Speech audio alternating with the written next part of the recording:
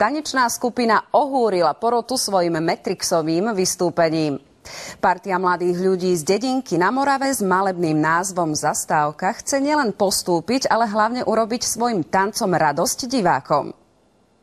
Sú mladí, krásni, talentovaní, pozitívne naladení a s jasným cieľom. Kto vlastne sú? My sme Majtyšek Zastávka, tancujeme street dance, kombinujeme divadlo, hrajeme tanec s příběhem.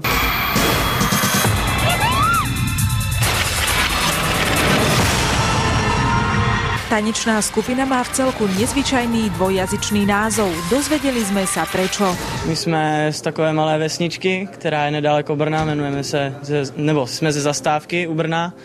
Je to taková malá vesnička a máme tam obrovskou základnu. V Zastávke sa schádzajú zo širokého okolia. Tam trénujú a učia sa nové tanečné choreografie. Nejsme přímo ze Zastávky, ale jsme z okolí vlastně Zastávky, což já nevím, asi 10 kilometrů okolí. Okrem talentu majú mladí chlapci a dievčatá aj jasno v tom, čo vlastne chcú. Chceme diváky absolútne zničiť. Takže tak. Niekoľkočlennú tanečnú skupinu drží nielen láska k tancu a hudbe, ale aj túžba potešiť divákov. My chceme ukázať obrovský srdce, ktorý máme a chcem to předat divákom dál. Prezradili nám, že okrem tanca majú talent aj na niečo iné a v tom vidia aj veľkú časť svojho úspechu. Máme se strašně rádi, to je naše největší přednost asi teda. No. Nic, žádný prostě záporný věci u nás asi neexistují. A myslím, že na to máme talent. Prostě milovat lidi. Soňa Chotárová, televízia Joj.